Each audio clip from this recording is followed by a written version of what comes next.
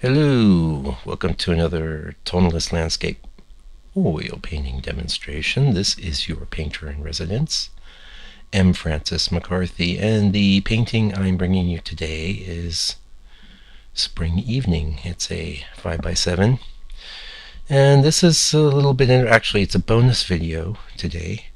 I may be putting up more videos, we'll see, and I'm going to get into the reasons why in a minute, but first, Spring Evening, you might, if you've been with me any time at all, you're going, whoa, he's painting on the wrong board color. He's not usually paints on the burn umber, but he's painting on burnt sienna.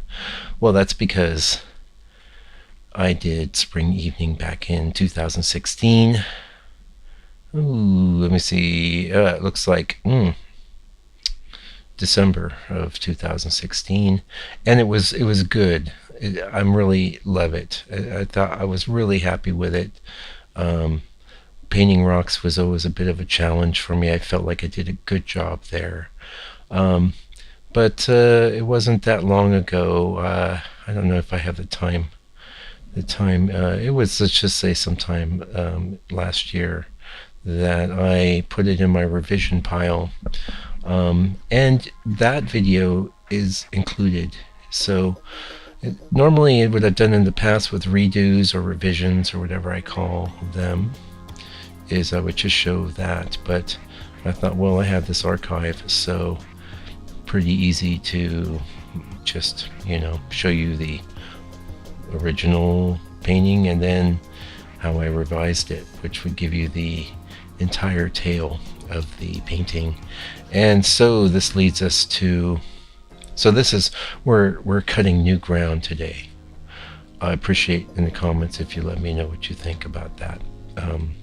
As far as having the original version and then the redo video right after it. Of course, it's all sped up. This video will be about 13 minutes long, but so let's get into why I'm doing this. Well, I was getting ready to put, first of all, it's a really nice looking little painting. I really like it, and I'm starting to get active with my store on my site again, and I was just going to put it up, but the one I put up yesterday, I had a video, and I thought that looked just great on the page in my store for the painting, and I think someone else agreed, because that painting has been sold, which is so awesome. It's so great to get some support, especially since most of my audience is not out here in New Zealand. So people that know and appreciate my work, a lot of them are in the US and Canada and Europe and places like that. So really appreciate that support, and my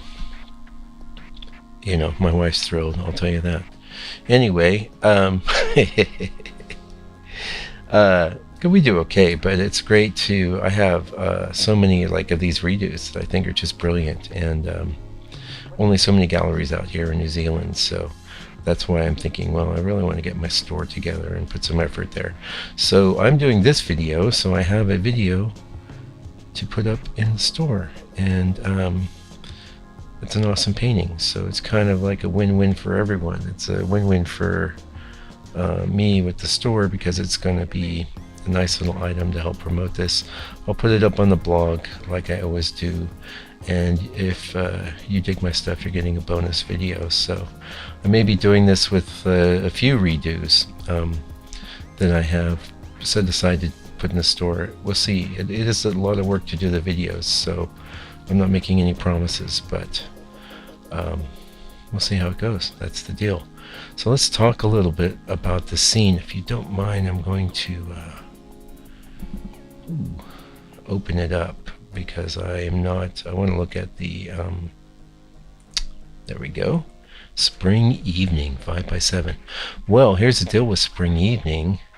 I also did this, so back in 2016 I would do a small study and then do a larger painting. I've also done, so this was what you're seeing me do now is the study, and I did a larger painting that's 11 by 14. That painting I think is sold, or I might be on consignment in the gallery in the US. You'll pardon me if I'm not completely up to speed on that. I'm just a little one-man operation here, but either way, it's around. I either have it or I don't, but I know I have the 5x7 study. I've had it, and you're going to see how I revise it. Basically, I think it's a strong composition. I was really interested in the rocks, and so there's an area out here, not far from where I live. There was quite a lot of volcanic activity that created, what we call New Zealand. And in the north here, there's some areas where you get the most interesting rock formations, and we have an area out here. I think it's called Rockman Park or something, but it's right just outside of town, and it's actually in a town called Hikurangi, which is just right after Whangarei.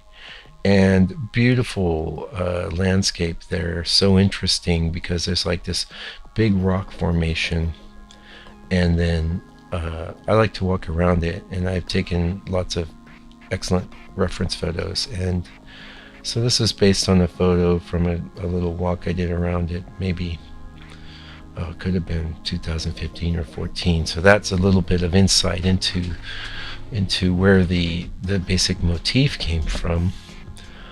Of course, so many things went into, the photo is just the place you start. You're going to have to come up with an interesting crop and composition, eliminate details that are not that interesting. Now, interestingly, you're seeing I'm doing a little bit of glazing here. You're going to see we're still in this is the second pass in 2016, and you're going to see I'm doing some light glazing.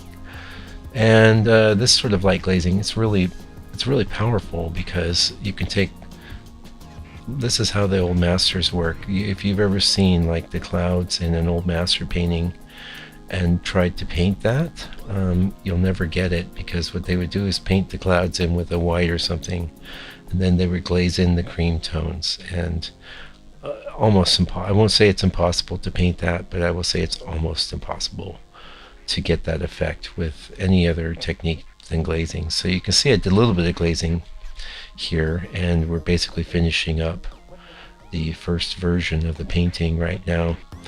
What you're going to see that I do in the revision, which is taking up the last third of this video, is I just pushed it into a whole new range, and what I call that is extreme glazing.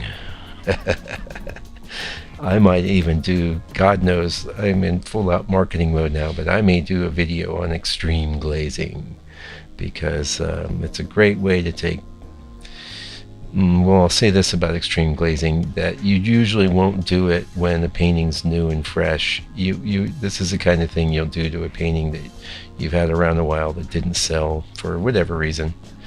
It's something you can do to, I don't know, push things a little further. Pardon me, 1 second. I'm gonna close that office door. So that's where, we're not too far off from where this painting was. Popped it in a box. I probably had it up in my little studio gallery for a while, and then new things come along and replace it. And then we go boom. Okay, let's pause this. Sorry about that.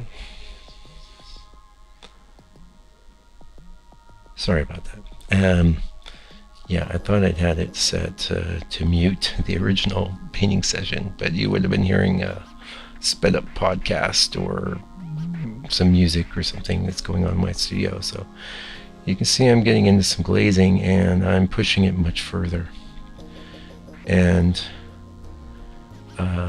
improving it. But I basically really like the painting, so sometimes when I do a redo or revision, I get really extreme, really radical.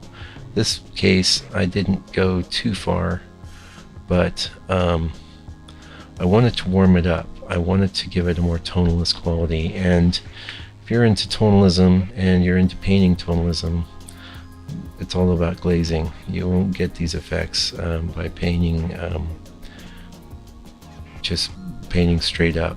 It's a combination. So one of the things that really clued me into that George Ness's son had written a book. It was a biography of his dad. And of course, we're all hungry for technical information about George Ness, and it's in short supply, let me tell you. But one thing they got into was a conversation that George Ness had with his son, where he's like talking about one of his paintings, and he's saying, well, maybe I'll just rub the whole thing down with burnt sienna and then paint it back up. So this is what you do when you glaze. You work in your glaze, and then you come in with the opaque colors over the top. So, or semi-transparent, as you can see I'm doing with the it's probably a burnt sienna right now. So I did a glaze, a heavier glaze with transparent earth yellow from Gamblin. Maybe a little bit of permanent orange also from Gamblin in there. And now I'm just kind of making things work, you know? Just pushing things a little further. I'm a better painter. I'm taking a painting that was good and making it even better, which is a thrill, let me tell you. And it's thrilling to present it to you today. Anyway, this is the bit that when I'm back about a year and a half ago, I was getting into the Tonalist minutes. These are the kind of things I was doing when I was just throwing redos out there, and you just see, you would have just started with where the painting was when I decided to revise it. So this is a bit new. And like I said, I'm putting this up in my store. I think I'm going to make the price pretty reasonable, so if you're interested in it, go check it out in the store. I won't get into prices here in the video because that's a little crass, and I don't want to be crass, but I do, let me tell you, I've got just a minute left here. It's great to be a landscape painter, and it's great to make beautiful paintings, but I honestly feel that the process is not complete until the painting is hanging in someone's home. Then I feel like the process is complete. So nothing thrills me more than for my painting to be in someone's home and become a part of their life. And really, if you think about it, the painting becomes, I know a lot of you are painters too, so I'm sure you can appreciate this sentiment. The painting becomes a part of that person's life. It really becomes a lot more about them than you at that point. It's going to move with them through their life. And then one of the things that attracted me to creating real paintings instead of my career as a digital illustrator was I'm creating artifacts for the future. I'm creating an object that's beautiful and will be treasured and respected, if only by the family of the person that bought the painting. So anyway, time to go. Hopefully you enjoyed this little video. Please give me a like if you haven't already, and leave a comment if you have any questions or just any insights. And go check this out. Check out my blog at landscapepainter.co.nz. You'll see that swirling on by. And check it out in the store if you like it. It's gonna be awesome. Anyway, that's it for today. Take good care and stay out of trouble.